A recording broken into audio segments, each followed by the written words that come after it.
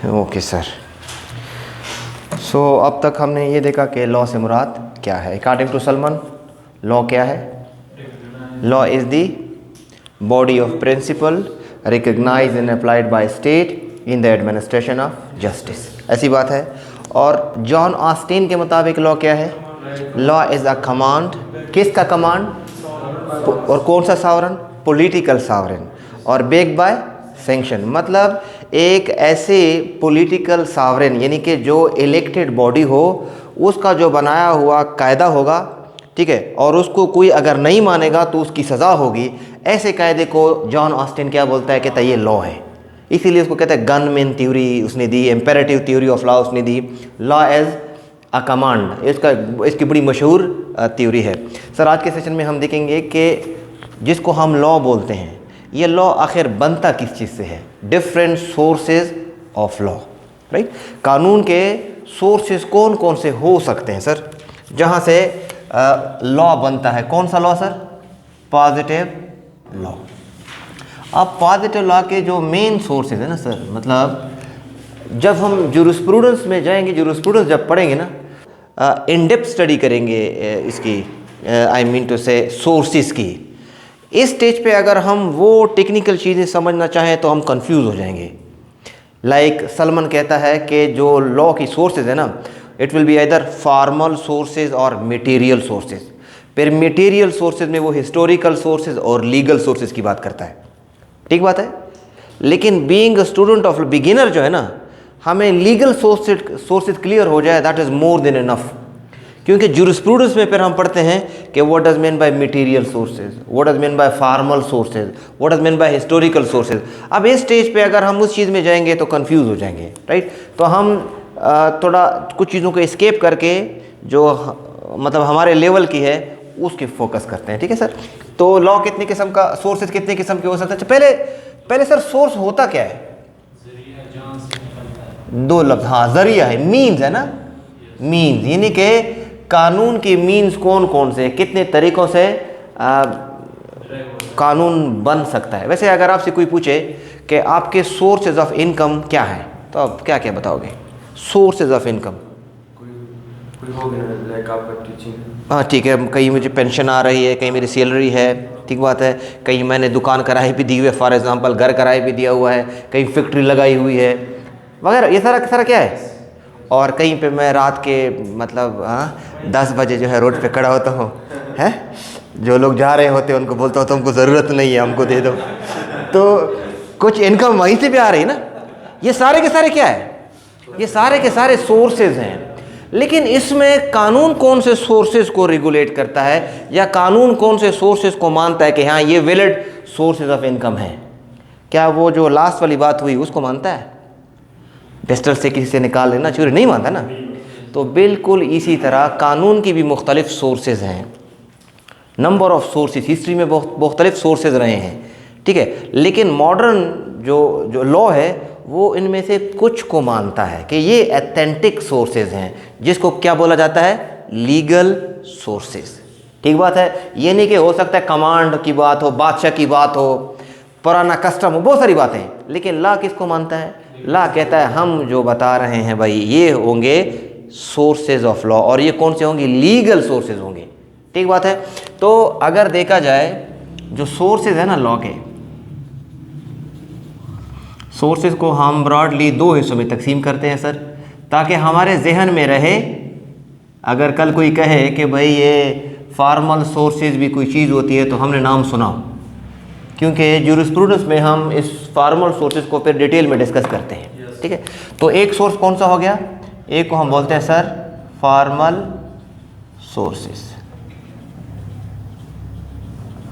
Formal sources से क्या मुराद है?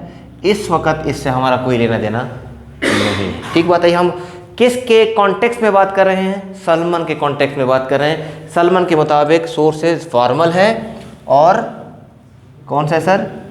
मटेरियल है, मटेरियल। ये जो मटेरियल सोर्सेज है ना, मटेरियल, अच्छा ये फॉर्मल से क्या मुराद है? मतलब थोड़ा सा टच हो जाए, चलिए। फॉर्मल से मुराद फॉर्मल जो मतलब जो स्टिट्यूट में बताए गए हैं, जो कोर्ट ने डिसाइड की हुए, जो लॉ ऑलरेडी फॉर्मेट बना चुका है, इस स्टेज पे आप इतना समझ लें कि इनके जो पार्लियामेंट से बन के आ रहे हैं या जुडिशरी ने कुछ फैसले दिए हुए हैं, आप इस स्टेज पे ये समझ के, ठीक है। Otherwise there are number of technicalities involve in this definition, जो कि हम जूरिस्प्रूडेंस में 5th ईयर में, आप 5th सेमेस्टर में आप इसको डिटेल में पढ़ेंगे, सही है। दूसरा कौन सा है? Material sources. अब मटेरियल सोर्सेज से क्या मुराद है? हमने अगर जब घर बनाना हो, घर, तो हम मटेरियल लाते हैं, मतलब घर के लिए कौन सा मटेरियल होगा? ये बिल्कुल, ये सारे के सारे क्या हैं? ये मटेरियल सोर्सेज हैं फॉर कंस्ट्रक्शन ऑफ बिल्डिंग। तो बिल्कुल इसी तरह कानून की भी कुछ मटेरियल सोर्सेज हैं, कोई कस्टम से आ रहा होगा, कोई लेजिस्लेशन से आ रहा होगा, ठीक बात है, कोई आई मीन टू से जुडिशियल प्रेसिडेंट से आ रहा होगा। तो ये सारे के सारे क्या हो गए?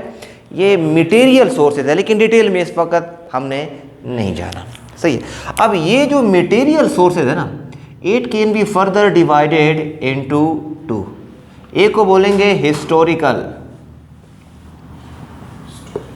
जो थोड़ी देर पहले हमने डिस्कस की कि बहुत सारे सोर्सेज हो सकते हैं माजी में, ठीक बात है। कोई रास्ते में खड़ा होके पैसा मांग रहा होगा, है ना, कोई कारोबार कर रहा होगा, बहुत सारे सोर्सेज है ना। हिस्ट्री में कौन कौन से चली बात आ रही है, तो उसको हम क्या बोलेंगे? Historical sources. इस वक्त इसमें हमने नहीं जाना, ओके। सेकंड क्या है? Legal sources. यहां से हमने आज स्टार्ट लेना है। तो सर लीगल सोर्सेज से क्या मुराद है? जो लॉ रिकॉग्नाइज करता है कि हाँ भाई, यहां से जो कानून आएगा ना, वो बिल्कुल वैलिड और ऑथेंटिक लॉ होगा। बाकी जहां से होगा, किसी और मुल्क में हो सकता है वो ठीक कानून होगा, राइट, हो सकता है वो उसको रिकॉग्नाइज कर ले। इसका मतलब है हर मुल्क के जो लीगल सोर्सेज हैं वो हो सकता है दूसरे मुल्क से थोड़े से मुख्तलिफ हों, सही बात है। तो जनरली जो सलमान के मुताबिक जो सोर्सेज हैं लीगल सोर्सेज, वो कौन कौन से हैं? नंबर 1 जो सबसे प्राइम सोर्स बता रहा है किस चीज़ का? कानून का, वो है लेजिस्लेशन।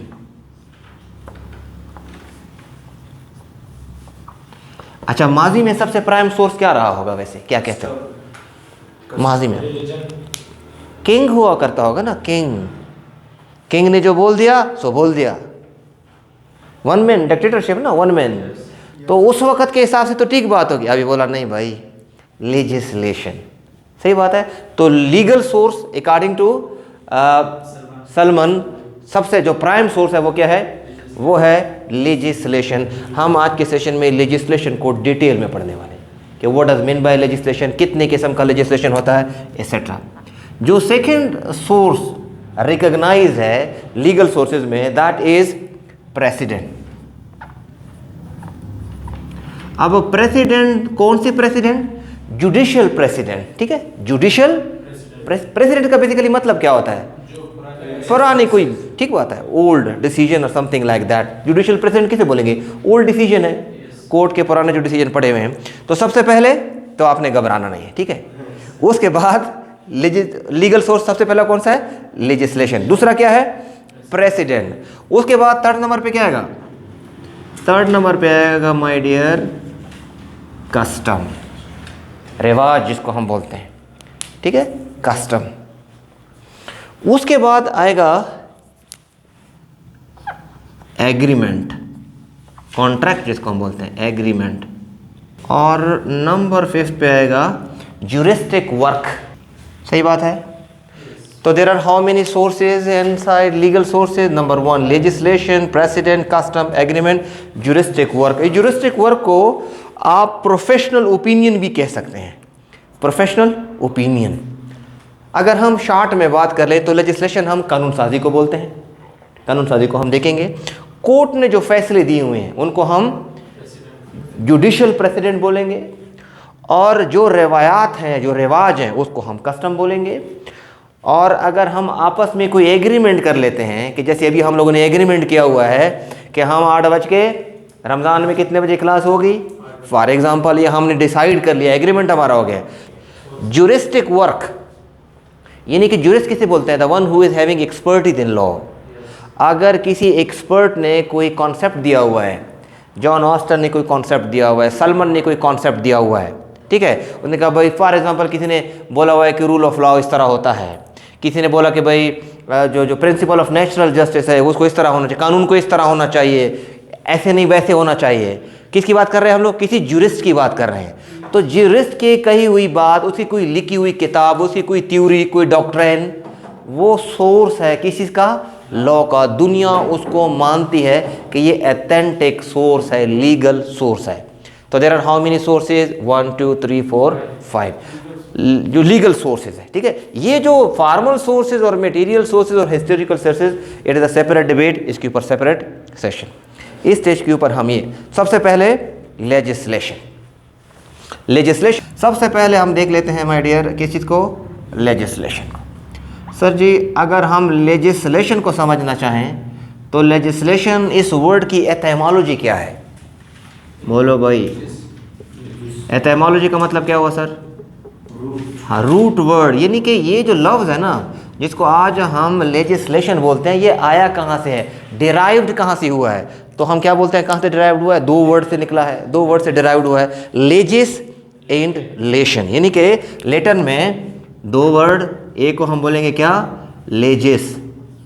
जब हम LLB की एब्रीविएशन देख रहे थे वहाँ भी हमने डिस्कस किया था ना कि जो लॉ के लिए क्या लफ्ज़ यूज होते हैं? लेजिस, लेक्स, जूरिस एक्सेट्रा। तो लेजिस का मतलब क्या है? बोलो भाई, लॉ। और जो लेशन है उसको क्या बोलेंगे? इसका मेकिंग ऑफ लॉ। दोनों को मिलाएंगे तो what? Process of making of law. It's making of law, यानी कि वो प्रोसेस है जिसके जरिए लॉ बनता है। Process of what? Making of law, जिसको हम कानून साजी बोलेंगे। उस प्रोसेस को बोलेंगे कि जिसके जरिए लॉ बनता है। In this is you may say the democratic form of law making. Legislation क्या है? डेमोक्रेटिक वे में जो कानून साजी होती है, पार्लियामेंटेरियन जो कानून बना के देती है, उसको हम क्या बोलते हैं? उसको हम बोलते हैं लेजिस्लेशन है। और माय डियर, इस लेजिस्लेशन की जो नेचर है ना, नेचर मतलब इसकी साख्त, स्टेटस क्या है? सबसे प्राइम सोर्स है, सबसे जो बड़ा सोर्स है ना जिसके जरिए कानून साजी होती है, कानून बनता है, दैट इज लेजिस्लेशन। ठीक बात है? सबसे प्राइम सोर्स है, प्राइम सोर्स, यानी कि ठीक बात, प्राइम सोर्स है, यानी कि सबसे बड़ा जो माखिज है जहां से कानून बनता है, दैट इज लेजिस्लेशन। मतलब क्या होगा इसका? मीनिंग क्या होगी लेजिस्लेशन की? You know better, making of law. Making of law है, लॉ मेकिंग है, लॉ मेकिंग है। ठीक बात है। अच्छा, ये जो लेजिस्लेशन है ये कौन करता है? पार्लियामेंट। अच्छा, ये जो लफ्ज़ है ना पार्लियामेंट, ये हम डायरेक्टली यूज़ नहीं करते, हम कहते हैं लेजिस्लेटिव असेंबली। क्योंकि पार्लियामेंट जो है ना, मतलब जो बच्चा पैदा होता है, होता तो इंसान ही है ना, हर बंदा उसको अपने हिसाब से नाम रखता है, सही है। तो जो जूरिस्प्रूडेंशियली देखा जाए तो ऐसे इदारे को, ऐसी इंस्टीट्यूशन को जो लॉ बनाता है, डेमोक्रेटिक वे में बनाता है, उसको हम क्या बोलते हैं? पार्लियामेंट नहीं बोलते, उसको हम बोलते हैं लेजिस्लेटिव असेंबली। और लेजिस्लेटर, लास्ट टाइम अगर थोड़ा रिकॉल करो तो हमने कहा गवर्नमेंट के कितने एलिमेंट्स होते हैं? Legislative assembly, judiciary and executive. तो ये कौन सा इंस्टीट्यूशन बनाता है? इंस्टीट्यूशन।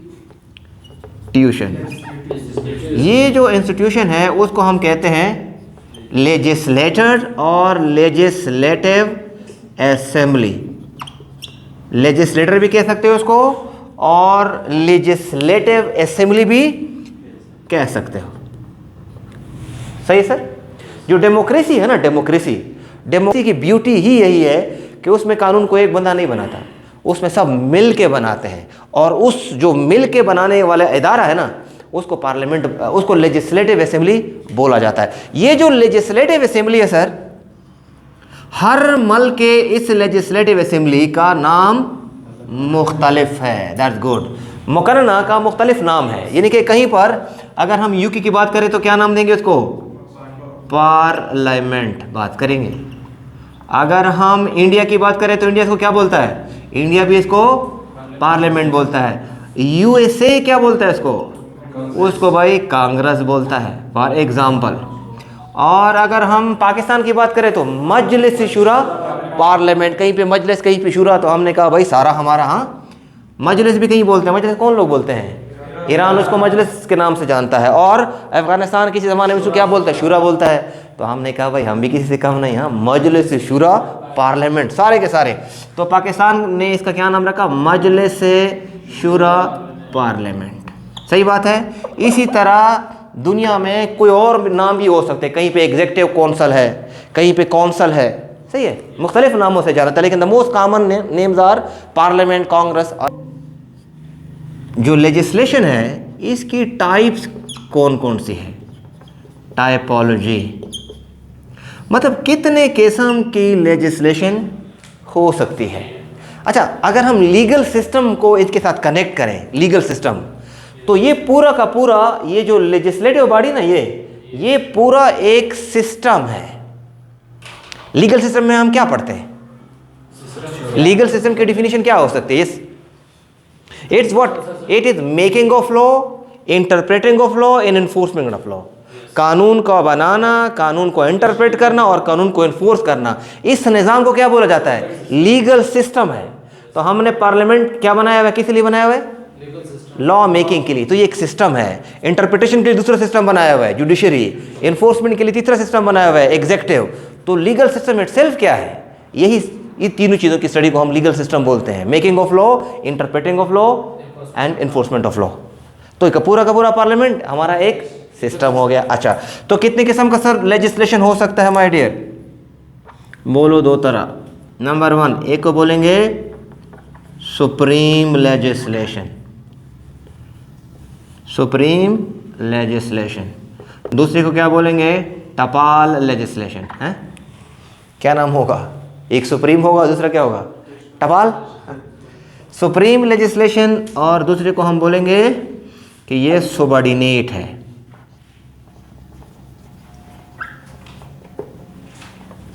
अगर ये चीज़ आपको समझ आ गई ना, ये चीज़ अगर हमें आज समझ आ गई तो हमारे लिए बड़े मसले आसान। ठीक है। सबऑर्डिनेट लेजिस्लेशन, 2 लेजिस्लेशन है। अच्छा, इसको समझने के लिए ज़रा वापस आते हैं। फॉर एग्ज़ाम्पल, ये मान लीजिए कि ये क्या है, उस तरह है तो नहीं, लेकिन ये पाकिस्तान है। सही सर? अच्छा, अब जो पाकिस्तान है, कश्मीर है, जितने भी सूबे हैं, मान लीजिए यहाँ पर क्या है? इस्लामाबाद है ना? इस्लामाबाद क्या है? कैपिटल टेरिटरी है। अच्छा, यानी कि पाकिस्तान एक क्या है? फेडरेशन है, फेडरेशन है। ठीक है। इसके कुछ फेडरेटिंग यूनिट्स हैं, यानी कि पाकिस्तान को देखा जाए तो पाकिस्तान एक फेडरल स्टेट है, फेडरेशन है। इसके कुछ फेडरेटिंग यूनिट्स हैं, यानी कि जिसको हम प्रोविंस बोलते हैं। प्रोविंस कितने हैं? 4। गिलगित बल्तिस्तान और एजेके क्या है? हमारे एडमिनिस्ट्रेटिव यूनिट। एजेके को तो एग्जैक्टली हम एडमिनिस्ट्रेटिव यूनिट नहीं कह सकते। गिलगित बल्तिस्तान जो है वो एडमिनिस्ट्रेटिव यूनिट है, वो फेडरेटिंग यूनिट नहीं है। मैं ऐसे क्यों बोल रहा हूँ? क्योंकि जितनी भी फेडरेटिंग यूनिट होंगी ना, उसके सेंटर में, मरकज में क्या होगी? रिप्रेजेंटेशन होगी। मरकज को मैं क्यों बोल रहा हूँ कि मरकज को क्या नाम मैं दूँ? मजलिस शुरा, मजलिस शुरा पार्लियामेंट, जिसको मैं क्या नाम दूँ? मजीद डिवाइड करूँ, नेशनल असेंबली और सेनेट। यानी कि वो इदारे जिसके मरकज़ में, यानी कि सेनेट और नेशनल असेंबली में क्या हो? नुमाइंदगी हो, वो फेडरेटिंग यूनिट होगा। गिलगित बल्तिस्तान का फेडरेटिंग यूनिट में कोई रिप्रेजेंटेशन नहीं है, तो लिहाजा वो फेडरेटिंग यूनिट, प्रोविंस नहीं है। हाँ, एडमिनिस्ट्रेटिव यूनिट है, ऑटोनॉमी दी हुई है, ठीक बात है, किसी हद तक, लेकिन वो पाकिस्तान का प्रोविंस नहीं है। ये मिस्टेक बात होगा तो हम कर लेते हैं। 5 सूबे हो गए, 5 सूबे नहीं हैं। कॉन्स्टिट्यूशन में अभी तक 4 सूबे हैं, उसको एडमिट किया गया है। ठीक है, not as a province but as an administrative unit. Future में हो सकता है सुबह बन जाए, समथिंग एल्स, लेकिन अभी तक सुबह नहीं है। अच्छा सर, फेडरेशन की जो कानून साज इदारा है उसको हम क्या बोलते हैं? मजलिस शुरा पार्लियामेंट। सर अब अगर मजलिस शुरा पार्लियामेंट कोई लॉ बनाएगी उसको हम क्या बोलेंगे? इस प्रोसेस को तो लेजिस्लेशन बोलेंगे, लेकिन उसकी नोयत क्या होगी? सुप्रीम होगी या सबऑर्डिनेट होगी? सुप्रीम होगी। मेरी बात आप समझ रहे हैं? अच्छा, हर सूबे में फॉर एग्जांपल बलूचिस्तान में हमारे प्रोविंशियल असेंबली है, बिल्कुल है। ये जो लेजिस्लेशन करेगी, कानून बनाएगी, उसको हम क्या बोलेंगे? लेजिस्लेशन बोलेंगे कि नहीं बोलेंगे? बोलेंगे। अब ये जो लेजिस्लेशन होगी बलूचिस्तान असेंबली की, तो इसकी नोयत क्या होगी? No, it is also supreme legislation, क्योंकि प्रोविंस में टॉप का इदारा कौन सा है? पूरे फेडरेशन के लिए यही इस्लामाबाद कैपिटल टेरिटरी में जो नेशनल असेंबली है, मजलिस पार्लियामेंट है, हर सूबे में प्रोविंशियल असेंबली है। वो जो कानून साजी करेगी वो भी क्या होगी? सुप्रीम होगी।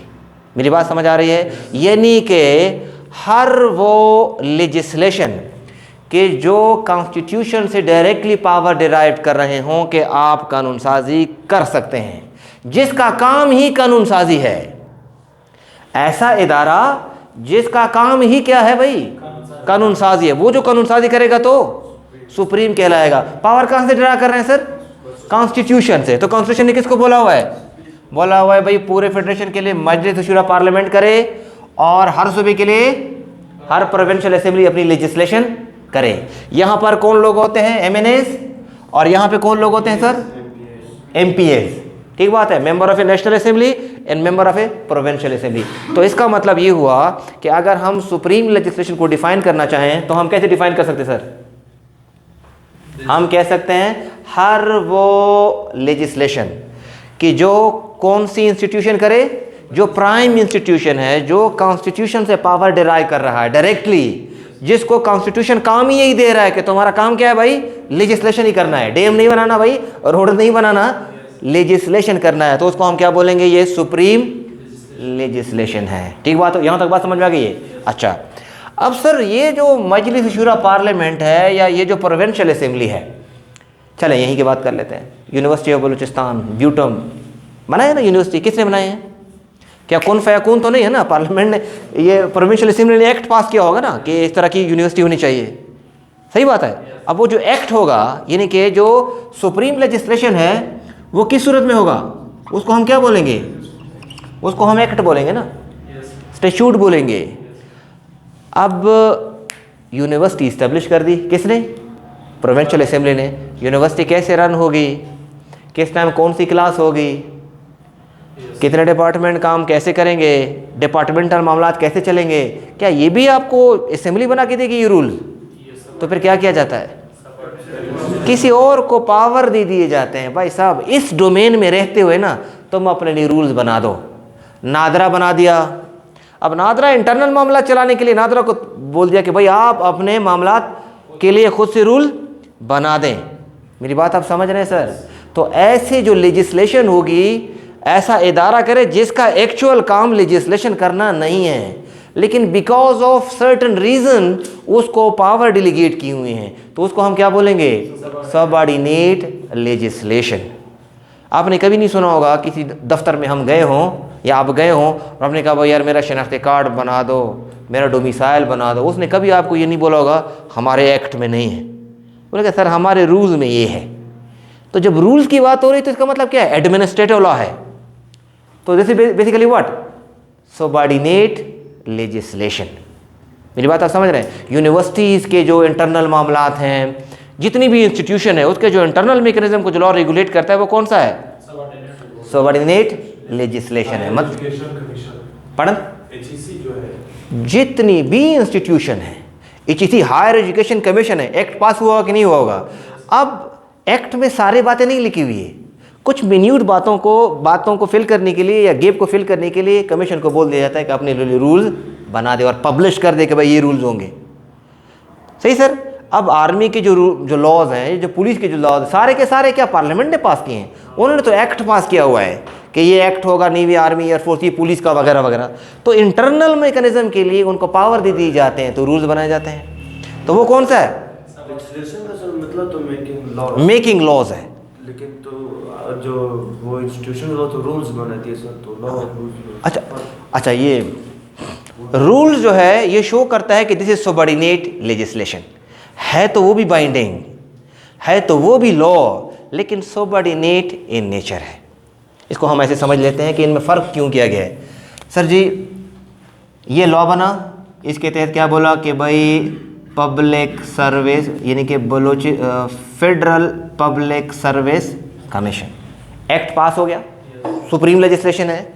अब इनको एक्ट में ही पावर दे दिए गए कि भाई जो चेयरमैन है ना वो क्या करे, अपने लिए रूल्स बना दे। लेकिन रूल जो है ना, ये जो एक्ट हमने पास किया हुआ है इसके रोशनी में बना है भाई, इसके खिलाफ अगर हो तो फिर वो लॉ नहीं होगा। इसका मतलब है सबऑर्डिनेट है, इसको लिमिटेड पावर दी गई है।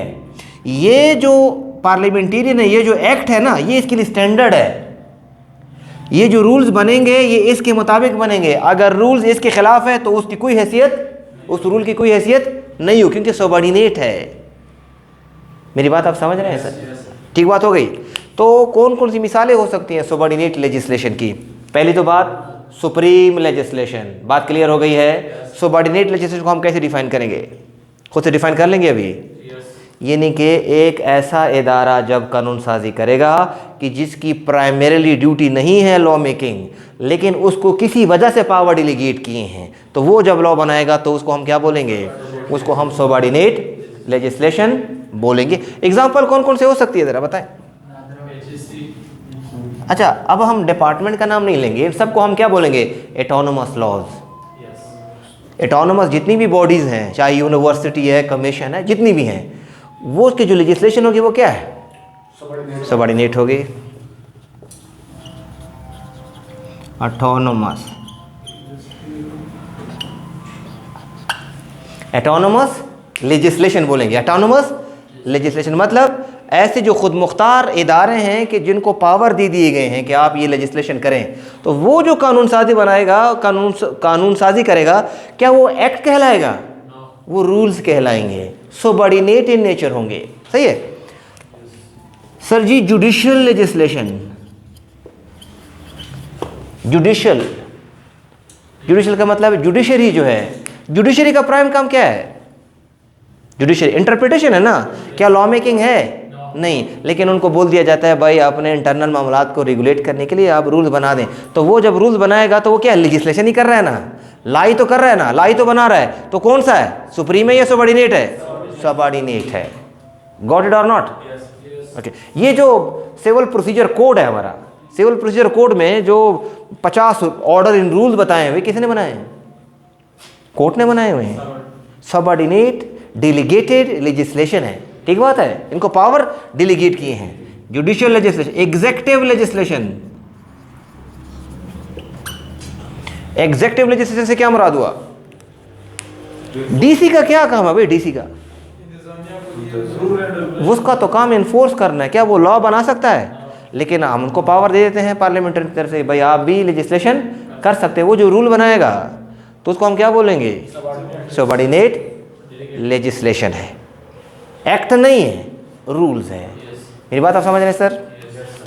तो these are what, these are the example of what, subordinate legislation.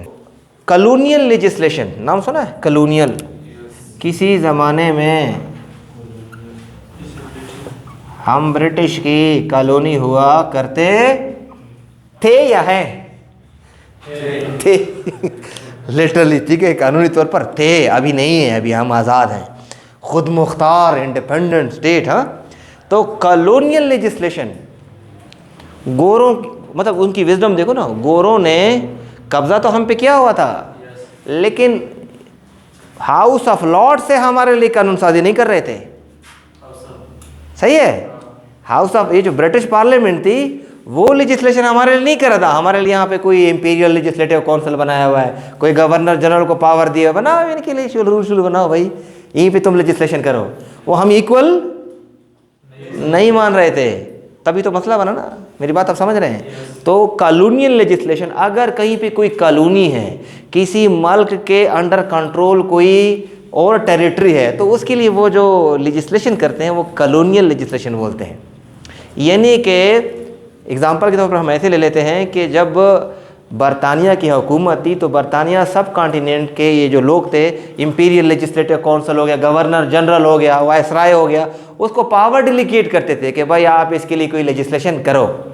वहीं से बन के नहीं आते थे, बल्कि ड्राफ्ट तो वहीं से वो आते, लेकिन वो पास नहीं करते थे कि इधर ही तुम लोग करो, हमारे पास इतना टाइम नहीं है कि थर्ड वर्ल्ड कंट्री के लिए हम भाई हम बनाएं, तुम खुद ही बनाओ। तो कॉलोनियल लेजिस्लेशन, सबऑर्डिनेट लेजिस्लेशन है। इसका मतलब है अगर ये कोई कानून बनाते और वो दे उनको पसंद ना आता, नहीं नहीं भाई ये सही नहीं है, ख़त्म। क्या पार्लियामेंट जो कानून साजी बनाएगा, कानून साजी करेगा, वो किसी को पसंद ना आए तो हम ख़त्म कर सकते हैं उसको, सिवाय कोर्ट के, जिसको हम जुडिशल रिव्यू बोलते हैं। जुडिशल रिव्यू एक कॉन्सेप्ट है, Baron de Montesquieu, sorry, judicial review जो है वो जॉन मार्शल का कॉन्सेप्ट है कि चाहे सुप्रीम लेजिस्लेशन हो चाहे सबऑर्डिनेट लेजिस्लेशन हो, कोई कानून साजी हुई जो मल्क के सबसे सुप्रीम जो डॉक्यूमेंट है, कौन सा है, कॉन्स्टिट्यूशन, अगर उसके खिलाफ है या उससे तसादम में है तो उसको नल एंड वाइड डिक्लेयर कर दिया जाता है, उसको जुडिशल रिव्यू बोलते हैं। हम आगे जाके इसको देखेंगे। मेरी बात आप समझ रहे हैं सर? तो सबऑर्डिनेट लेजिस्लेशन की एग्जांपल ऑटोनोमस, कहीं पे म्यूनिसिपल लेजिस्लेशन भी है, judicial legislation, executive legislation, colonial legislation. यहाँ तक कहानी, ये जो लेजिस्लेशन है यहाँ तक कोई आई मीन टू से ऑटोनोमस का मतलब है क्या बोलते हैं ऑटोनोमस को उर्दू में, खुद मुख्तार इदारे होते हैं ना, बहुत सारे इदारे हमारे ऑटोनोमस हैं। जैसे कैसे पता चलेगा ये ऑटोनोमस है? भाई कोई कमीशन है, कोई अथॉरिटी यानी कि पब्लिक सर्विस कमीशन है, कोई नेशनल हाईवे अथॉरिटी है, कोई पाकिस्तान क्रिकेट बोर्ड है, कोई नादरा क्या है, एंड पे क्या आ रहा है, ये आ रहा है ना, एंड पे क्या है, अथॉरिटी। तो चाहे अथॉरिटी हो, कॉरपोरेशन हो, ये सारे के सारे क्या है, ये ऑटोनोमस बॉडी है। जितनी भी यूनिवर्सिटी हैं ये सारे के सारे क्या है, मेरी बात आप समझ रहे सर? तो ये जो लेजिस्लेशन करेंगे ये सबऑर्डिनेट होंगे। इसका मतलब है इनको अपर हैंड नहीं दिया हुआ, कुछ भी बना लो। अपर हैंड किसके पास है? सुप्रीम लेजिस्लेटिव जो बॉडी है, सुप्रीम जो लेजिस्लेशन जो लेजिस्लेटिव अथॉरिटी है, नेशनल असेंबली, वो देखते हैं भाई इससे गलत, इससे ऊपर नहीं जाना, ये तुम्हारा डोमेन है, इसमें लॉज बना दो, अंडर कंट्रोल रखा होता है। मेरी बात आप समझ रहे हैं सर? तो this is what they called it what, जितनी भी इंस्टीट्यूशन लॉज बनाएंगे अदर देन सुप्रीम लेजिस्लेशन। अब सुप्रीम लेजिस्लेशन कॉन्स्टिट्यूशन ने किसको बोला हुआ है कि तुम लेजिस्लेशन करो? नेशनल असेंबली को बोला हुआ है, प्रोविंशियल असेंबली को बोला हुआ है। अब ये जो लेजिस्लेशन करेंगे ये क्या होंगे? अब कॉन्स्टिट्यूशन ने क्या सिर्फ इन दोनों को बोला हुआ है कि आप लेजिस्लेशन करो? क्या किसी और को नहीं बोला हुआ है? किसी और को इख्तियार नहीं दिया हुआ? गवर्नर प्रेसिडेंट को पावर नहीं दिए हुए? अगर असेंबली सेशन में ना हो तो आप ऑर्डिनेंस जारी करो, तो वो ऑर्डिनेंस क्या होगा फिर? कॉन्स्टिट्यूशन से पावर ड्रा कर है ना। मेरी बात आप समझ रहे सर? तो वो भी उस कॉन्टेक्स्ट में सुप्रीम लेजिस्लेशन होगी। हालांकि जुरिस्प्रूडेंशियली ऑर्डिनेंस और लेजिस्लेशन में तो ज़मीन और आसमान का फ़र्क है। लेजिस्लेशन तो एक पूरा प्रोसेस है, बहुत सारे लोगों का इसमें ओपिनियन शामिल है, और ऑर्डिनेंस तो वन मैन बस ऑर्डर जारी कर दो, सही है। लेकिन फिर भी वो कह रहे सबऑर्डिनेट काउंट होगा, यहाँ सॉरी सुप्रीम काउंट होगा। मेरी बात आप समझ रहे हैं? ये क्या हो गया सर जी? ये हो गया लेजिस्लेशन की एटिमोलॉजी, नेम, इंस्टीट्यूशन और टाइप्स। अब ये जो लेजिस्लेशन होगी सर, ये होगी कैसे? इसका प्रोसेस क्या होगा? हाँ सर, यानी कि ये जो इंस्टीट्यूशन होंगी ना सर, अब देखो इसके लिए कितना ज़बरदस्त सिस्टम बनाया हुआ है। ये जो इंस्टीट्यूशन है ना, हमारे इस इंस्टीट्यूशन का नाम क्या है? यानी कि इस सिस्टम का क्या नाम है? मजलिस शूरा पार्लियामेंट। अब जो मजलिस शूरा पार्लियामेंट है, कहीं गलती ना हो जाए, कहीं ऐसा कानून ना बनाया जाए कि जो सही ना हो, सबकी आरा शामिल हो, तो इसके दो चेंबर बना दिए। किसके? मजलिस शूरा के। एक चेंबर, हाँ, एक को हम बोलेंगे अपर हाउस, पी की ताकत 2, और लोअर हाउस। यानी कि पूरी दुनिया में अपर हाउस या लोअर हाउस। अपर हाउस को हमने क्या नाम दिया हुआ है?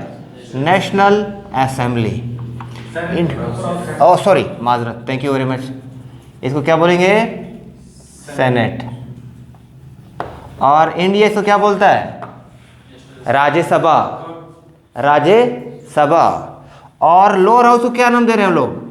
National assembly. इंडिया क्या बोल रहा है इसको? लोकसभा। सही बात है। और ये अपर हाउस अमेरिका क्या बोल रहा है? यूएसए, वो भी सेनेट बोल रहा है, वो भी सेनेट बोल रहा है अपर हाउस को, अमेरिका, यूएसए। और लोअर हाउस को क्या बोल रहा है? House of representative. यूएसए में हम सेनेट बोलते हैं और यूके में हम क्या बोल रहे हैं? हाउस ऑफ लॉर्ड बोलते हैं। और लोअर हाउस को क्या बोल रहे हैं? House of common. मिक्स तो नहीं हो रहा?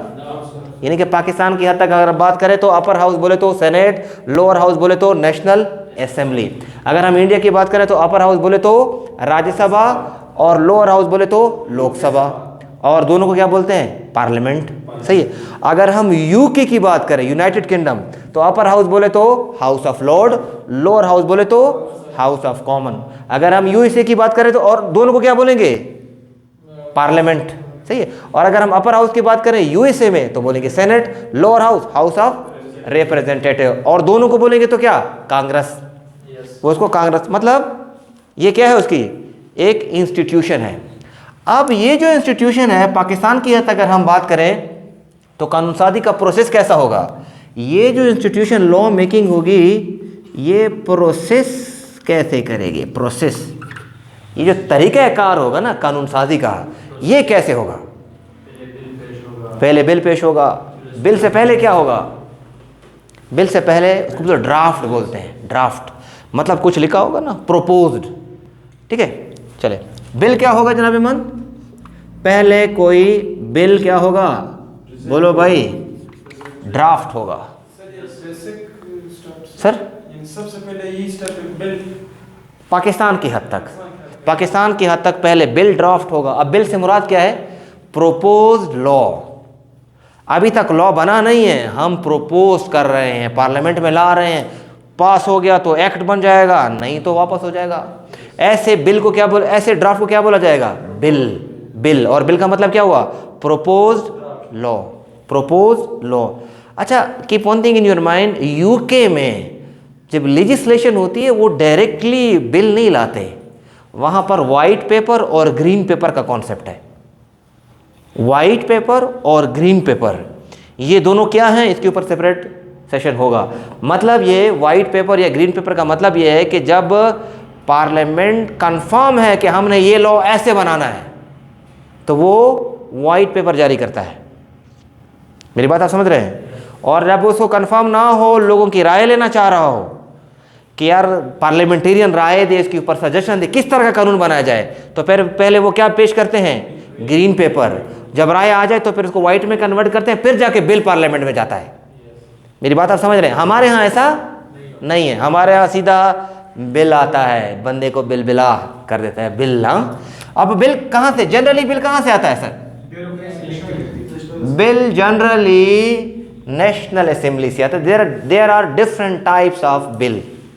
सही है, ये हम लीगल सिस्टम में फिर पढ़ेंगे डिटेल में कि किस तरीके से कानून साजी होगी। सिर्फ यहाँ पे एक शॉर्ट व्यू कि भाई लेजिस्लेशन का प्रोसेस क्या होता है। सही है, जब बिल होगा यहाँ पे पेश होगा, हर हाउस में इसके मुख्तलिफ स्टेजेस होते हैं,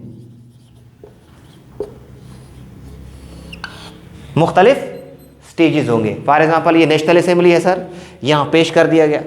अब यहाँ पर इसके मुख्तलिफ अदवार हैं जिससे ये गुजरेगा।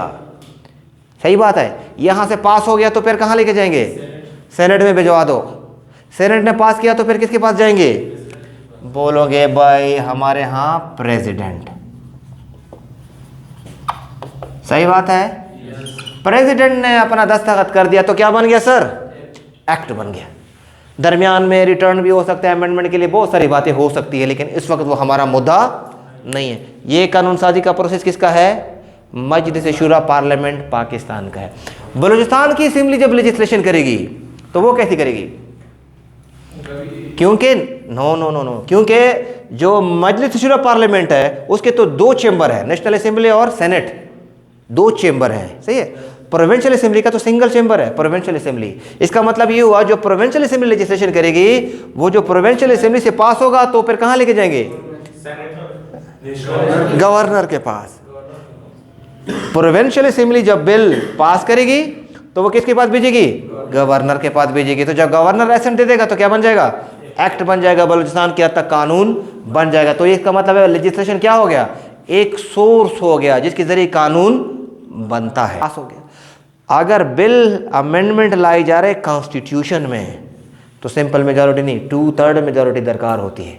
तो ये भी पत्थर पे लकीर नहीं है, हर मुल्क की जो मेजॉरिटी है वो अलग हो सकती है कि उन्होंने किस तरह रखा हुआ है। जैसे कि अमेरिकन कॉन्स्टिट्यूशन है वो आसानी से अमेंड होने वाला कॉन्स्टिट्यूशन रिजिड कॉन्स्टिट्यूशन है, क्योंकि उसके अमेंडमेंट का तरीक़ाकार बहुत सख्त है। मेरी बात आप समझ रहे हैं। तो ये जो मेजॉरिटी का कॉन्सेप्ट है हमारे यहाँ ये है, किसी और मुल्क में ये वेरी कर सकता है। बात समझ में आई सर? जब ये पार्लियामेंट, ये जो इंस्टीट्यूशन है, चाहे मजलिस शुरा पार्लियामेंट हो चाहे प्रोविंशियल असेंबलीज हो, ये जब लॉ बनाएंगे दोनों को क्या बोलेंगे, हम बोलेंगे कोडिफाइड लॉ है ना, स्टैट्यूटरी लॉ है, स्टैट्यूट पास हो गया। तो कोडिफाइड का मतलब, कोडिफाइड लॉ का मतलब समझ में आ गया, स्टैट्यूटरी लॉ का मतलब समझ में आ गया थोड़ा बहुत।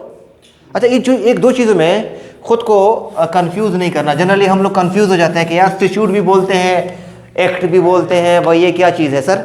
लॉ जो है ना, लॉ हमारे पास मुख्तलिफ सूरत में है। फॉर एग्जांपल हमारे पास पार्लियामेंट भी जो लॉ बनाए तो उसको हम क्या बोलेंगे, एक्ट। पार्लियामेंट लॉ बना सकता है ना, क्योंकि लेजिस्लेशन प्राइम सोर्स है, तो एक्ट। अच्छा जी, गवर्नर या प्रेसिडेंट भी तो लॉ बना सकता है ना, हम क्या बोलेंगे, ऑर्डिनेंस। सही बात है। अच्छा, और ये जो मार्शल एडमिनिस्ट्रेटर फॉर एग्जांपल आता है तो वो जो लॉ बनाएगा तो उसको क्या बोलेंगे, उसको हम बोलेंगे भाई ऑर्डर। ये सारा का सारा क्या है, ये सब को क्या बोलेंगे, इसको बोलेंगे ये स्टैट्यूट है। सही सर। जनरली मतलब या स्पेसिफिकली देखा जाए तो इसमें स्टैट्यूट किसको बोलेंगे, इसमें स्टैट्यूट जो है एक्ट को बोलेंगे। लेकिन बहुत सारे जगहों पे ऑर्डिनेंस और ऑर्डर को भी स्टैट्यूट बोला जाता है। लेकिन ज्यूरिस्प्रूडेंशियली स्टैट्यूट किसको बोलेंगे, उस कोडिफाइड लॉ को जो पार्लियामेंट पास करके दे। बात समझ में आ गई सर? तो ये हमारा क्या हो गया, लीगल सोर्सेज में जनाब मंद हो गया लेजिस्लेशन। बोर तो नहीं हो गए? गुंजाइश है मजीद बोर करने की? अच्छा, अगर ये कोई पूछे कि भाई इसके फ़वाइद क्या हैं, मतलब लॉ मेकिंग जो पार्लियामेंट करेगा क्या एडवांटेजेस हैं और क्या डिसएडवांटेजेस हैं, तो फिर हम लिख सकते हैं एडवांटेजेस क्या हैं। क्योंकि हमारे रिप्रेजेंटेटिव हैं, वो हमारे मसाइल से अच्छी तरह वाकिफ़ है, तो वहाँ पर ए वन मैन शो नहीं है, उसके ऊपर डिबेट होगी, मुख्तलिफ राय आएगी, तो एक चीज़ विल फर्निश होकर हम तक पहुँचेगी, अच्छा कानून बनेगा। बजाय से कि वन मैन शो भाई कल से ये कानून है, तो एक बंदे का दिमाग और 100 लोगों का दिमाग में फ़र्क होगा। तो इसलिए लॉ मेकिंग जो है पार्लियामेंटेरियन जो करते हैं, this is the best way. इसका मतलब ये हुआ कि जो पार्लियामेंट है, फॉर एग्जांपल वहाँ पे क्लियर कट मेजॉरिटी नहीं है किसी पार्टी की, तो फिर मुझे इसको भी खुश करना है, इसको भी खुश करना है, हुकूमत तो चलानी है ना। फिर मेजॉरिटी नहीं ना, 2/3 मेजॉरिटी, मखलूत हुकूमत है, तो मैं उस तरह की कानून साजी नहीं कर सकता हूँ, कभी ये कभी वो कभी वो, मसला तो जंजाल होगा। और फिर मैं आई मीन टू से बाज़ औक़ात डिक्लाइन हो जाऊँ कि चलो ठीक है इसको इस तरह कर लो, जो मेरी आइडियोलॉजी है वो मैं फोर्स ही नहीं कर सकता। मेरी बात समझ रहे हैं सर? और सब दूसरा बड़ा डिसएडवांटेज, कितना टाइम कंज्यूमिंग है। एक सेशन में एक लॉ बनाने में कितना टाइम लगता है। सही है। और बाज़ औक़ात आप कानून बना रहे हो, उधर मेजॉरिटी पूरी नहीं है तो आप पास ही नहीं कर सकते, तो डिसएडवांटेज। इसीलिए फिर वो कहते हैं डिक्टेटरशिप द बेस्ट। एक बंदा है, कानून जारी कर दो, कानून ख़त्म कर दो, कोई पूछने वाला नहीं है कोई। मेरी बात समझ रहे हैं सर?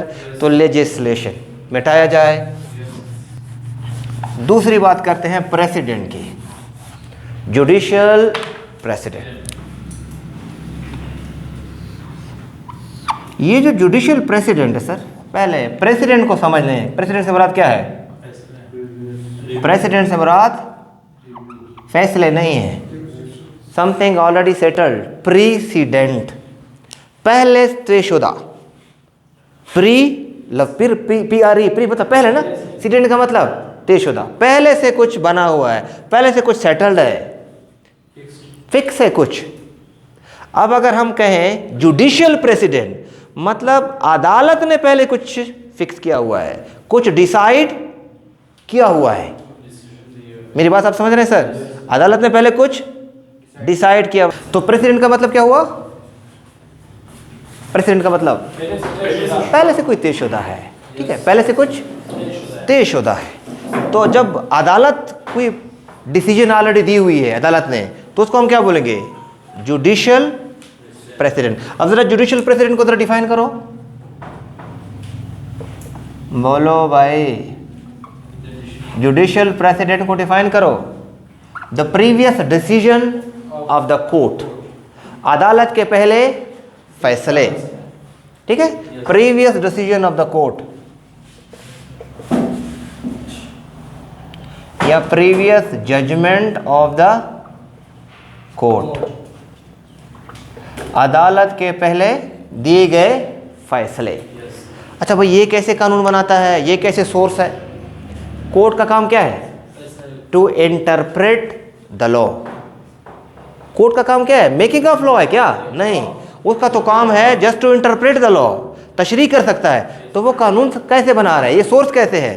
क्योंकि वो जब इंटरप्रिटेशन करेगा, कोई फैसला देगा, तो वो भी बाइंडिंग होगा, वो भी लॉ ही काउंट होगा। उसको एग्जीक्यूटिव इसी तरह इन्फोर्स करेगी जैसे पार्लियामेंट ने कोई कानून बनाया हुआ है। Keep one thing in your mind, court कोई नई चीज़ नहीं बना सकता, वो उसकी तशरीह कर सकता है, नया लॉ नहीं दे सकता।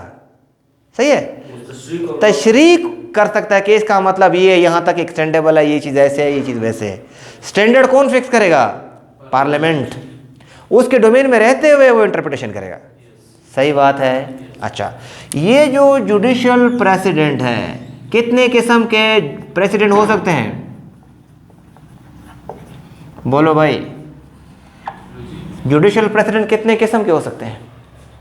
बोलो, 4 किस्म के हो सकते हैं। 4 किस्म के। कौन से? आप इसको 2 हिस्सों में तकसीम कर लो ताकि आसानी हो।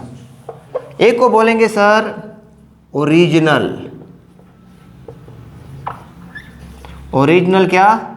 प्रेसिडेंट। Original president. और दूसरा कौन सा प्रेसिडेंट?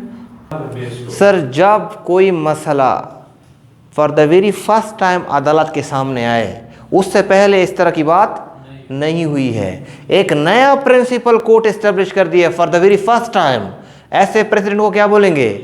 Original president. इसके ऊपर पहले कोई फैसला नहीं हुआ, नई बात है। सबसे जो न्यू प्रिंसिपल एस्टेब्लिश हुआ है ना, new for the very first time, उसको हम क्या बोलेंगे? Jurisprudentially we call that original precedent. सही बात है। अच्छा, ओ सॉरी, ओरिजिनल प्रेसिडेंट हो गया, माजरत, यहाँ पे हम क्या? डिक्लेरेटरी, ठीक है, डिक्लेरेटरी, डिक्लेरेटरी गलत हो गया, डिक्लेरेटरी। एक ओरिजिनल प्रेसिडेंट मतलब क्या हुआ? For the very first time बना। और डिक्लेरेटरी प्रेसिडेंट से क्या मुराद है?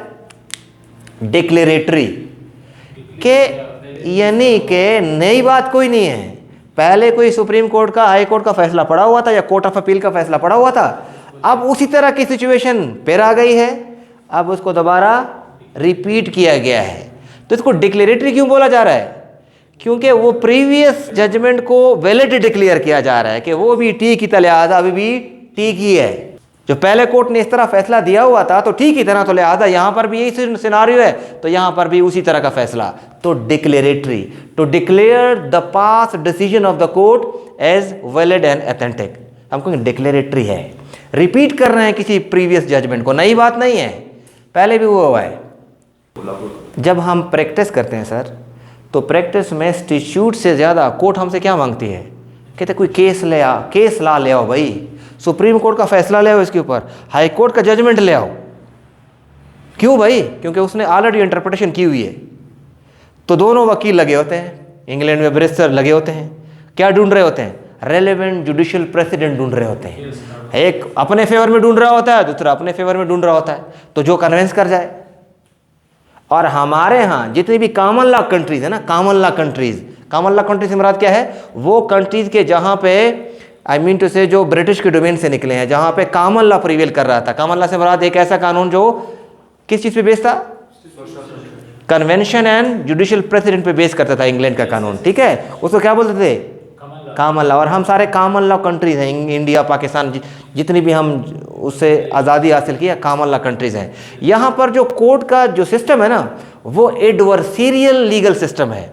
एडवर्सीरियल लीगल सिस्टम से मुराद कोर्ट जज साहब बैठा होगा, वो इंटरवीन नहीं करेगा, जो पार्टीज़ हैं, जो एडवोकेट है, जो बैरिस्टर है, वो जो ले आए बस उस पर फैसला करना है, खुद से इंटरवीन नहीं करेगा। इसीलिए वकील लगे होते हैं, प्रेसिडेंट ला रहे हैं, आर्गूमेंट कर रहे होते हैं। तो एडवर्सीरियल लीगल सिस्टम जो पाकिस्तान का है, इंडिया का है, वहाँ पे जज बैठा है, जो उसको किसने असेस करना है, बैरिस्टर ने, एडवोकेट ने। बात समझ में आ रही सर? लेकिन कुछ ममालिक में सर जज कभी खुद भी वो कर सकते हैं। जज एडवर्सीरियल लीगल सिस्टम में इंटरवीन नहीं कर सकता।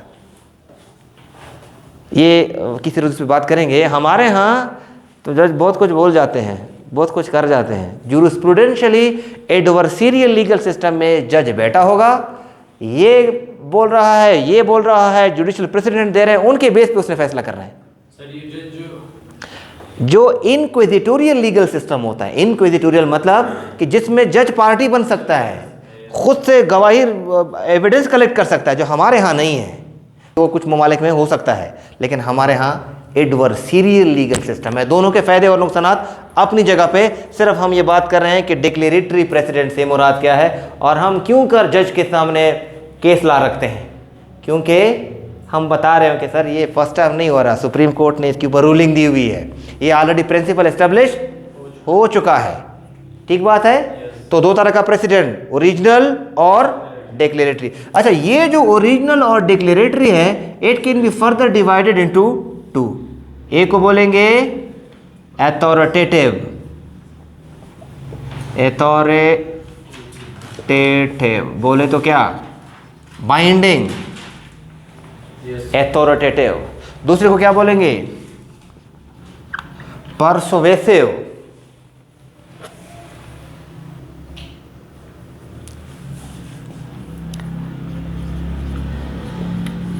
Persuasive president.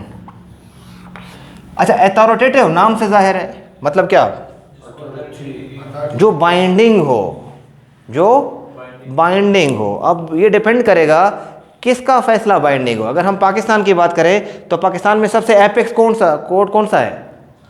पाकिस्तान में सबसे apex court supreme court. Supreme court का हर फैसला अथॉरिटेटिव है। Even the stupid decision of supreme court is binding. Pakistan के सुप्रीम कोर्ट का फैसला पाकिस्तान में जितनी भी हाई कोर्ट्स हैं या जितनी भी सबॉर्डिनेट कोर्ट्स हैं उनके ऊपर कैसा है? बाइंडिंग है। कोई इनकार कर सकता है उसे? नहीं। इसको ऐसे को हम क्या बोलेंगे? अथॉरिटेटिव। बलूचिस्तान हाई कोर्ट का फैसला बलूचिस्तान की जितनी भी कोर्ट्स हैं सबॉर्डिनेट, उसके ऊपर क्या है? बाइंडिंग है, अथॉरिटेटिव है। लेकिन क्या हमारे हाई कोर्ट का फैसला पंजाब के हाई कोर्ट के ऊपर बाइंडिंग होगा? नहीं होगा। तो फिर क्या होगा? परसुएसिव होगा। गाइडलाइन के तौर पर लिया जा सकता है, उससे वो इन्फ्लुएंस ले सकता है, लेकिन उनके ऊपर बाइंडिंग नहीं, ऑप्शनल है उसके ऊपर। मतलब एक हाई कोर्ट का फैसला दूसरे हाई कोर्ट के ऊपर बाइंडिंग, लेकिन सुप्रीम कोर्ट का हाई कोर्ट के ऊपर बाइंडिंग है, अथॉरिटेटिव है। इंडिया के कोर्ट का, अफगानिस्तान या फॉरेन किसी कोर्ट का पाकिस्तान के ऊपर बाइंडिंग है या नहीं है?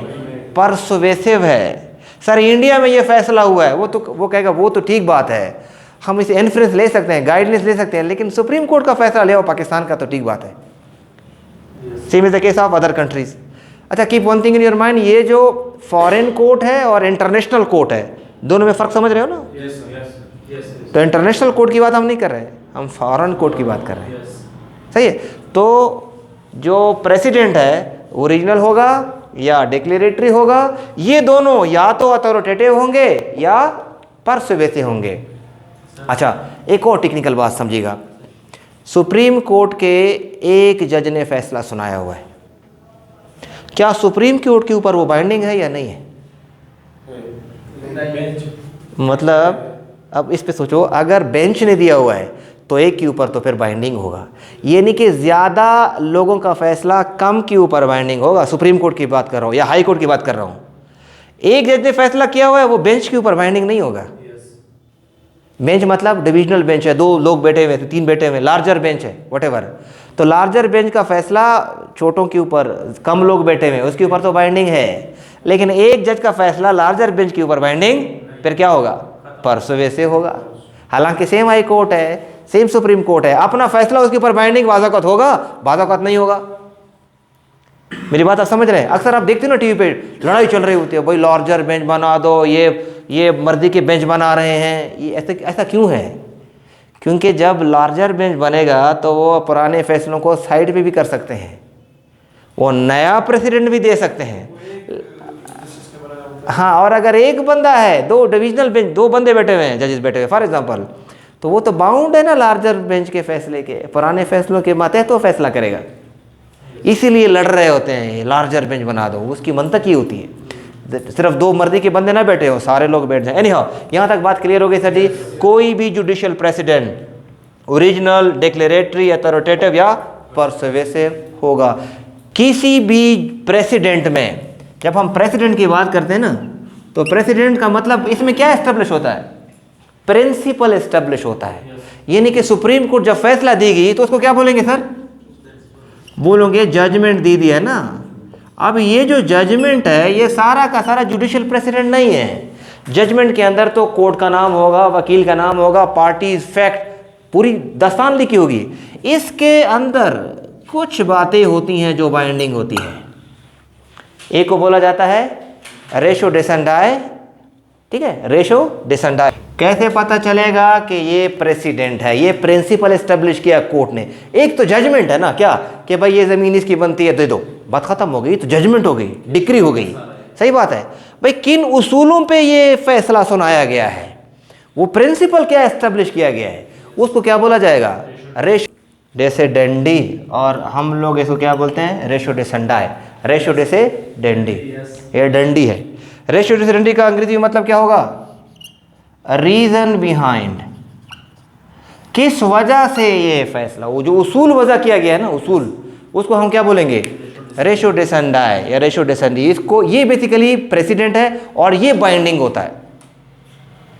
मेरी बात आप समझ रहे हैं सर? दूसरी जो बात लिखी होती है उसको क्या बोलते हैं, ओबेटर डिक्टा। ओबेटर डिक्टा। ओबेटर डिक्टा का मतलब क्या है, ओबेटर डिक्टा, डिक्टा सिंगुलर है या प्लूरल है, सिंगुलर है। मीडिया सिंगुलर है या प्लूरल है, तो फिर इसका सिंगुलर क्या होगा, मीडियम, है ना, ठीक है। तो ये डिक्टम, तो डिक्टा और डिक्टम, डिक्टा क्या हो गया, प्लूरल है, और डिक्टम क्या है, सिंगुलर है। तो ओबेटर डिक्टा मतलब समथिंग एल्स सेड, एक बात नहीं, ज़्यादा बातें भी हो सकती हैं। समथिंग एल्स सेड मतलब क्या हुआ, ये बाइंडिंग नहीं है, ठीक है, समथिंग एल्स सेड। अच्छा, ये इसके बारे में समझना ज़रूरी है। ओबेटर डिक्टा को लोग समझते हैं कि शायद जो बाकी बातें लिखी हुई हैं, पार्टीज के नाम लिखे हुए हैं, इसको ओबेटर डिक्टा बोलते हैं। नहीं सर, ओबेटर डिक्टा से मुराद ये है कि अगर जज कुछ हाइपोथेटिकल कंडीशन बनाता है, कोई चीज़ सपोज करता है कि अगर ऐसे होता तो फिर ये फैसला ऐसे हो सकता था, लेकिन चूंकि अब ऐसे ऐसे है तो लिहाजा ये ऐसे है। किसी चीज़ को क्या कर रहा है, प्रिज्यूम कर रहा है, हाइपोथेटिकल कंडीशन क्रिएट कर रहा है, तो उसको क्या बोला जाएगा, उसको बोला जाएगा obiter dicta. That is not binding. वो तो सिर्फ समझाने की हद तक बात की है। मेरी बात आप समझ रहे हैं सर? फॉर एग्जांपल, हाँ, फॉर एग्जांपल एक शख्स यहाँ पर आता है, इस शख्स यहाँ पर आता है और उसने पिस्टोल, आई मीन टू से, पॉकेट में पकड़ा हुआ है, इन हो गया। वो इस गरज से आया है कि मैं यहाँ पर क्या करूँगा, वारदात करूँगा, किसी ज़रूरतमंद बन के, किसी मोबाइल शोबाइल लोगों को ज़रूरत नहीं होगी, मैं ले लूँगा उससे। सही बात है। लेकिन जब वो इधर आता है इस गरज से, पीछे बैठ जाता है और यहाँ पे देख लेता है कि यहाँ पे तो क्लाशन बंद ने ऐसे पकड़ा हुआ है, तो वो आराम से तस्बीह करके बैठ रहा है, सुकून में, कुछ नहीं कर रहा है। अच्छा, अब वो बंदा अरेस्ट हो गया, भाई अरेस्ट हो गया, कोर्ट फैसला करे। अच्छा, गरज से तो आया था ना, मेरी बात आप समझ रहे हैं सर? कोर्ट ने फैसला दे दिया नहीं, ये बरी है, क्योंकि इसने अटेम्प्ट नहीं किया है, इसने अटेम्प्ट, अगर ये शो करता कुछ अटेम्प्ट करता तो फिर ये जुर्म एक्सटॉर्शन में, बलगरे में, किस में आ जाता, सही है, लेकिन चूंकि ये खामोश बैठा रहा है लिहाजा इसने कोई अटेम्प्ट नहीं किया, इसने कोई जुर्म नहीं किया। अब इसमें प्रेसिडेंट ये जो बातें उसने हाइपोथेटिकल बनाई है, ये क्या है, ओबिटर डिक्टा है। समझाने की हद तक बात की, अगर ऐसे होता तो फिर ऐसे हो सकता था, अगर हाँ तो फिर ये ऐसे कर सकता था। अगर इसने अटेम्प्ट किया, कोई पिस्टल ऐसे आई मीन उसे निकाल लिया होता तो फिर ये जुर्म के ज़माने में आ जाता। ये तो जुर्म, उसने पिस्टल निकाला ही नहीं है, जेब में रखा हुआ था, तो कैसे साबित करेंगे भाई ये, तो लिहाजा जेब में रखना, पिस्टल रखना कोई जुर्म फॉर एग्जाम्पल, तो ये क्या हो गया, ये ओबिटर डिक्टा हो गया। ओबिटर जो रेशियो डिसेंडाई वो क्या है, वो जो उसूल उसने वज़ा किया जिसकी बेस पे उसने फैसला दिया है। मेरी बात आप समझ रहे हैं? तो क्या बाइंडिंग होगा, ओबिटर डिक्टा या रेशियो डिसेंडाई, रेशियो डिसेंडेंडी है ना, ये क्या होगा, ये प्रिंसिपल है, ये बाइंडिंग होगा। मेरी बात आप समझ रहे हैं सर? आखिरी बात फिर आज के लिए क्लोज करते हैं, ठीक है। अच्छा भाई साहब, आपने एक फ़ैसला दिया है, ये जज साहब है सुप्रीम कोर्ट के, इसने एक फ़ैसला दिया हुआ है। भाई तुम्हारा फ़ैसला हाई कोर्ट ऑफ बलूचिस्तान क्यों मानेगा? आपने 2010 में फ़ैसला दिया हुआ है, यहाँ पर अभी मैं कोर्ट कर रहा हूँ बलूचिस्तान हाई कोर्ट में 2022 में, सर ये सुप्रीम कोर्ट का फ़ैसला है भाई देख लें। तो ये क्यों माने, क्यों माने भाई? कोई प्रिंसिपल होगा ना, कोई डॉक्ट्रिन होगा, उसके बाद को मैं क्यों मानूंगा? कोई जुडिशियल कॉन्सेप्ट होगा, कोई डॉक्ट्रिन होगा, उसको हम कहते हैं डॉक्ट्रिन ऑफ स्टेरे डेसिसिस, ठीक है। डॉक्ट्रिन ऑफ स्टेरे डेसिसिस क्या मतलब हुआ? डॉक्ट्रिन ऑफ स्टेरे डेसिसिस का मतलब क्या हुआ? Do not unsettle the settled. जो चीज़ ऑलरेडी सेटल्ड है अब उसको मत चेंज करो ना। जब सुप्रीम कोर्ट ने फैसला दिया हुआ है फॉर एग्जांपल किसी भी मामले के ऊपर, तो सोच समझ के दिया होगा ना। अब आप यहाँ पे अभी चेंज कर रहे हो तो इसका मतलब है या अभी गलत कर रहे हो या उन्होंने गलत किया था। जो सिचुएशन उस वक्त थी उसके मुताबिक जो फैसला उसने दिया है, आज भी अगर वही सिचुएशन है तो फिर वही फैसला होना चाहिए। अगर आप उससे इनहिराफ करते हो या तो फिर अभी गलत कर रहे हो या तो सुप्रीम कोर्ट ने गलत किया है, ठीक है। तो ये स्टेरे डेसिसिस का मतलब क्या है? Do not unsettled the settled. जो ऑलरेडी सेटल्ड है उसको अनसेटल नहीं करो। सुप्रीम कोर्ट ने बोला हुआ है, कोर्ट ऑफ अपील ने बोला हुआ है, हाई कोर्ट ने बोला हुआ है, तो बस उसने ठीक फैसला किया हुआ है। हाँ, अगर उसमें कोई इर्रेगुलरिटी है, कोई इलीगलिटी है तो लार्जर बेंच बना लो और उसको चेंज कर दो। अदरवाइज सेम फैक्ट है, सेम सिचुएशन है, तो फिर सुप्रीम कोर्ट का फैसला ठीक ही होगा ना उस वक्त। तो आज भी फिर उस तरह ठीक ही होना है। मेरी बात आप समझ रहे हैं सर? तो this is the principle behind stare decisis. Stare decisis का मतलब क्या हुआ? Do not unsettle the settle और let the decision stand at the rightful place. Let the decision stand at the rightful place. पहले भी rightful पे था, अभी भी उसको राइटफुल प्लेस पे होने दो। बात समझ में आ गई सर? तो दिस इज व्हाट मोटी मोटी बातें रिगार्डिंग जुडिशियल प्रेसिडेंट। आज के सेशन में सिर्फ हमने लेजिस्लेशन देखा और प्रेसिडेंट देखा। अब ज़रा बताएं सर, जो कोर्ट के फैसले होंगे बाइंडिंग होंगे या नहीं होंगे? समटाइम बाइंडिंग होंगे ना सर। जब होगा तो क्या बाइंडिंग क्या चीज़ होती है? जो कानून होता है। तो इसका मतलब है जुडिशियल प्रेसिडेंट भी एक सोर्स है, उससे भी कानून बनता है।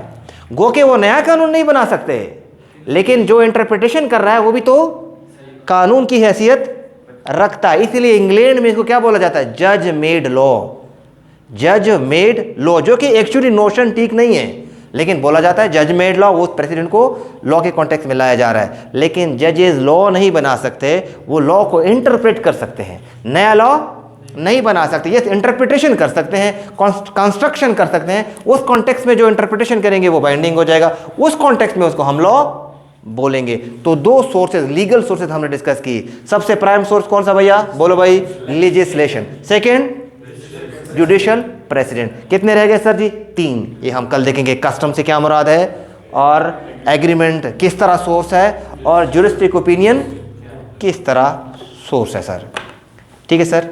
इफ यू हैव एनी सवाल you may not ask. Sir ji क्या सुप्रीम कोर्ट, दरअसल सुप्रीम कोर्ट किसी भी मुल्क का, बल्कि पाकिस्तान का सबसे टॉप का कोर्ट है, उसकी वर्डिंग ये है एक फैसले की, even the stupid decision of supreme court is binding. Supreme court के फैसले को हाई कोर्ट कैसे रद्द कर सकता है? हाँ, हाई कोर्ट के फैसले को सुप्रीम कोर्ट साइड पे कर सकता है। सुप्रीम कोर्ट का दिया गया फैसला फुल एंड फाइनल है। सुप्रीम कोर्ट खुद कर सकती है अगर उससे ज़्यादा जजेस बैठाए जाएं। हाई कोर्ट सबॉर्डिनेट है ना। देखो, सुप्रीम कोर्ट फेडरेशन का कोर्ट है, हाई कोर्ट फेडरेटिंग यूनिट का सुप्रीम कोर्ट है, मतलब एपेक्स कोर्ट है। तो सुप्रीम कोर्ट हाई कोर्ट के फैसले को तो चेंज कर सकती है, हाई कोर्ट सुप्रीम कोर्ट के फैसले को चेंज नहीं कर सकती। अभी सुप्रीम कोर्ट में रिसेंट जो अपडेट है सुमोटो के हवाले से, पहले सुप्रीम कोर्ट ने क्या किया, चीज़ को समझे सर। पहले सुप्रीम कोर्ट ने हाई कोर्ट को कहा भाई साहब तुम सुमोटो नहीं लोगे, सुमोटो सुप्रीम कोर्ट लेगा। अब सुप्रीम कोर्ट चीफ जस्टिस जो है उसके लिए मसला बना, कह रहे कि भाई चीफ जस्टिस आप नहीं लोगे, ये इसके लिए पूरी पॉलिसी बनाएंगे, वन मैन शो नहीं होगा कि चीफ जस्टिस जो है वो हर चीज़ का सुमोटो ले लो। भाई पूरे जो बेंच है उसको तो ऑन बोर्ड ले लो। अब ये नई डेवलपमेंट होगी, इसके लिए पॉलिसी बनाई जाएगी, ये जो चाहिए। तो चीज़ें टाइम के साथ क्या हो रही सर, चेंज हो रही, रेगुलेट हो रही है, बेहतर हो रही हैं, डिवेलप्ड हो रही हैं, इवॉल्व हो रही हैं चीज़ें। ठीक बात है सर जी। तो आज तक के लिए इतना ही। मज़ीद मालूमात के लिए कल तशरीफ़ लाएँ। दो खुदा पामान।